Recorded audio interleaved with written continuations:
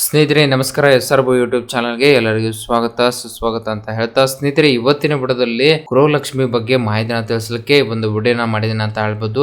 ಹಾಗಿದ್ರೆ ಸ್ನೇಹಿತರೆ, ಈಗಾಗಲೇ ಗೃಹಲಕ್ಷ್ಮಿಯ 7ನೇ ಕಂತಿನ ಬಗ್ಗೆ ನಾನು ಮಾಹಿತಿನ ತಿಳಿಸ್ಕೊಟ್ಟಿದ್ದೀನಿ 17/3/2024ರಂದು.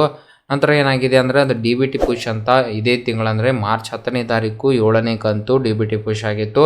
ತದನಂತರ ಈಗ ಇನ್ನೊಂದು ಕಂತು ಕೂಡ ಅಂದರೆ 8ನೇ ಕಂತು DBT ಪುಷ್ ಯಾವಾಗ ಆಗಿದೆ ಮತ್ತು ನಿಮಗೆ ಯಾವಾಗ 7ನೇ ಕಂತು ಮತ್ತು 8ನೇ ಕಂತು ನಿಮ್ಮ ಬ್ಯಾಂಕ್ ಅಕೌಂಟ್ಗೆ ಜಮೆ ಆಗುತ್ತೆ ಅಂತ ಅದ್ರ ಬಗ್ಗೆ ಮಾಹಿತಿನ ತಿಳಿಸ್ಕೊಡ್ತೀನಿ. ಹಾಗಿದ್ರೆ ಸ್ನೇಹಿತರೆ, ತಡ ಮಾಡದೆ ವಿಡಿಯೋನ ಪೂರ್ತಿಯಾಗಿ ನೋಡೋಣ ಬನ್ನಿ.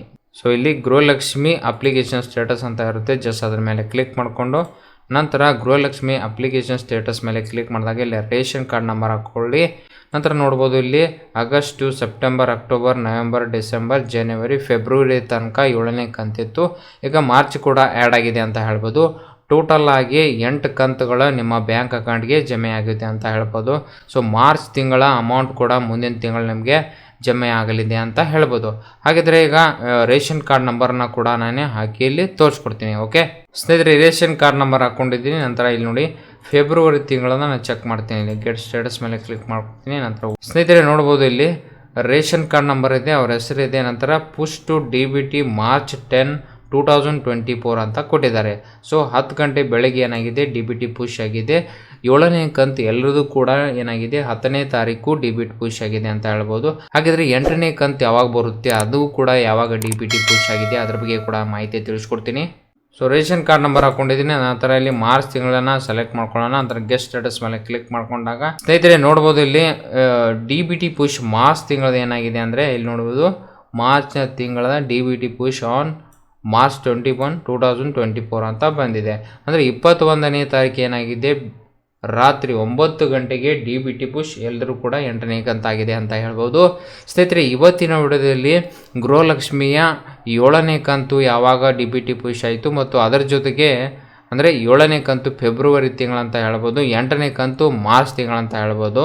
ಸೊ 2 ತಿಂಗಳ ಹಣ ನಿಮ್ಮ ಬ್ಯಾಂಕ್ ಅಕೌಂಟ್ಗೆ ಯಾವಾಗ ಜಮೆ ಆಗುತ್ತೆ ಅದರ ಬಗ್ಗೆ ನಿಮಗೆ ಮಾಹಿತಿನ ತಿಳಿಸ್ಕೊಟ್ಟಿದ್ದೀನಿ.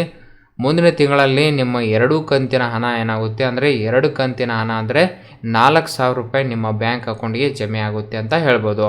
ಸ್ನೇಹಿತರೆ ಮುಂದಿನ ತಿಂಗಳಲ್ಲಿ 1ನೇ ತಾರೀಕಿಂದ 10ನೇ ತಾರೀಕುವರೆಗೆ ನಿಮ್ಮ ಬ್ಯಾಂಕ್ ಅಕೌಂಟ್ಗೆ ಈ 2 ತಿಂಗಳ ಹಣ ಏನಾಗುತ್ತೆ ನಿಮ್ಮ ಬ್ಯಾಂಕ್ ಅಕೌಂಟ್ಗೆ ಜಮೆ ಆಗುತ್ತೆ ಅಂತ ಹೇಳ್ಬೋದು. ಸ್ನೇಹಿತರೆ ಇನ್ನೂ ಕೂಡ ನೀವು KYCನ ಮಾಡ್ಕೊಂಡಿಲ್ಲ ಅಂದರೆ KYC ಮಾಡ್ಕೊಳ್ಳಿ ಗೃಹಲಕ್ಷ್ಮಿದು.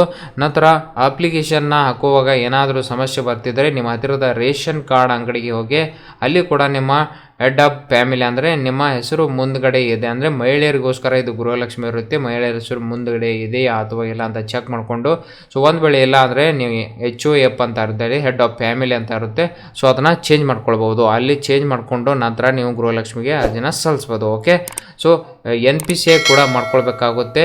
ನೀವು ಗೃಹಲಕ್ಷ್ಮಿ ಅರ್ಜಿ ಸಲ್ಲಿಸೋಕ್ಕಿಂತ ಮುಂಚೆ ನಿಮ್ಮ ಬ್ಯಾಂಕ್ ಅಕೌಂಟ್ಗೆ ಆಧಾರ್ ಸೀಡಿಂಗ್ ಆಗಿದೆ ಅಂತ ನೀವು ಯಾವ ಬ್ಯಾಂಕಲ್ಲಿ ನಿಮ್ಮ ಅಕೌಂಟ್ ಇರುತ್ತೆ ಅಲ್ಲಿ ಹೋಗ್ಬಿಟ್ಟು ನೀವು ಅದನ್ನು NPCI ಆಗಿದೆ ಅಂತ ಚೆಕ್ ಮಾಡ್ಕೊಳ್ಳಿ. ಇಲ್ಲವಾಗಿದ್ರೆ ಈಗಾಗಲೇ ನಾನು DBT ಕರ್ನಾಟಕ ಆ್ಯಪ್ ಯಾವ ರೀತಿ ಡೌನ್ಲೋಡ್ ಮಾಡ್ಕೊಳ್ಬೇಕು, NPCI ಸರ್ವರ್ ಮೂಲಕ ನಿಮ್ಮ ಯಾವ ಬ್ಯಾಂಕ್ ಅಕೌಂಟ್ಗೆ ಆಧಾರ್ ಸೀಡಿಂಗ್ ಆಗಿದೆ ಅದು ಕೂಡ ನೋಡ್ಬೋದು. ಅದ್ರ ಬಗ್ಗೆ ಅನ್ನಭಾಗ್ಯ ಅಮೌಂಟ್ ಯಾವ ತಿಂಗಳದ ಬಗ್ಗೆ ಅದು ಕೂಡ ನೋಡ್ಬೋದು. ಅದ್ರ ಜೊತೆಗೆ ಗೃಹಲಕ್ಷ್ಮಿ ಹಣ ಎಷ್ಟು ಕಂತು ಜಮಾ ಆಗಿದೆ ಅದು ಕೂಡ ನೀವು DBT ಕರ್ನಾಟಕ ಆ್ಯಪ್ ಮೂಲಕ ನಿಮ್ಮ ಮೊಬೈಲಲ್ಲಿ ಚೆಕ್ ಮಾಡ್ಕೊಳ್ಬೋದು. ಈಗಾಗಲೇ ಅದ್ರ ಬಗ್ಗೆ ವಿಡಿಯೋ ಕೂಡ ಮಾಡಿದ್ದೀನಿ, ಬೇಕಂದರೆ ನಾವು ಕೊನೆಯದಾಗಿ ಅದ್ರ ಬಗ್ಗೆ ಮಾಹಿತಿನ ಕೊಟ್ಟಿರ್ತೀವಿ, ಆ ವಿಡಿಯೋ ಕೂಡ ನೀವು ನೋಡ್ಬೋದು. ಓಕೆ, ಸೊ ಸ್ನೇಹಿತರೆ ಇವತ್ತಿನ ವಿಡಿಯೋದಲ್ಲಿ 7ನೇ ಕಂತು ಮತ್ತು 8ನೇ ಕಂತು ಬಗ್ಗೆ ಮಾಹಿತಿನ ತಿಳಿಸಲಿಕ್ಕೆ ಒಂದು ವಿಡಿಯೋನ ಮಾಡಿದ್ದೀನಿ ಅಂತ ಹೇಳ್ಬೋದು.